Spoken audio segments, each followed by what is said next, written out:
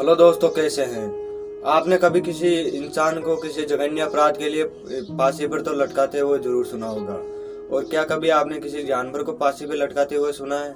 जी हाँ दोस्तों, मैं बात कर रहा हूँ एक मादा हाथी की, जिसका इसमें बिल्कुल भी कोई कसूर नहीं था और फिर भी इसको बेवजह फांसी पे लटका दिया गया। चलिए दोस्तों, हम आपको ले चलते हैं।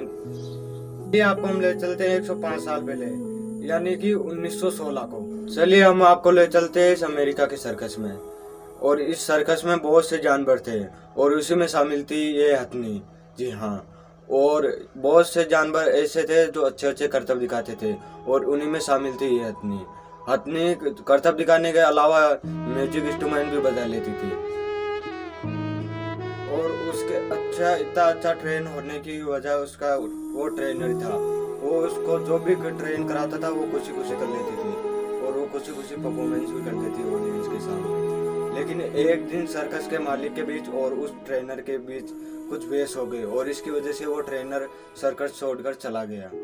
और फिर बाद में सर्कस के मालिक ने किसी ट्रेनर को बुलाया जो कि उन हाथियों के लिए इतना भी परफेक्ट नहीं था। और उस हथनी को पहले से सदमा लगा हुआ था उस पुराने ट्रेनर का, और जब भी उसको ट्रेनिंग देता था और उसका मन भी नहीं लगता था। फिर एक दिन, लेकिन फिर 11 सितंबर 1916 को ये सर्कस एक शहर से दूसरी शहर चला गया और वहाँ पे उस शहर में जाके जुलूस निकलना था हाथियों का। और उन हाथियों में ये हथनी भी शामिल थी। उस हथनी और उसके ट्रेनर को तालमेल के देखते हुए उस ट्रेनर के हाथ में एक बड़ी छड़ी थमा दी और फिर क्या हुआ, जुलूस निकलना चालू हुआ।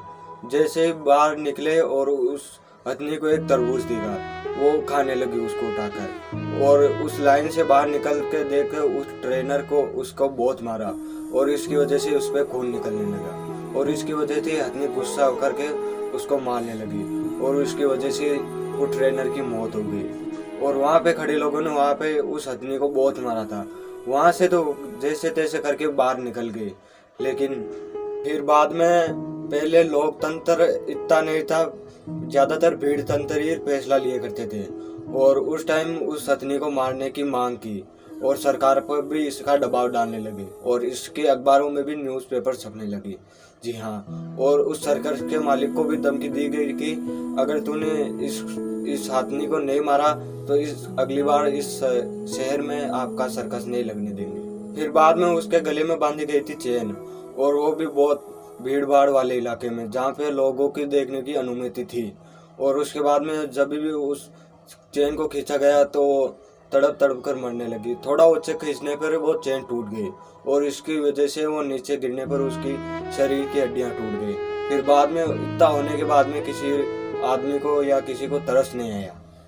फिर बाद में उसको पास ही एक रेलवे ट्रैक के नीचे दफना दिया गया। दोस्तों, क्या आपको लगता है कि पूरी गलती उस हथनी की थी और उस ट्रेनर की थोड़ी सी भी नहीं?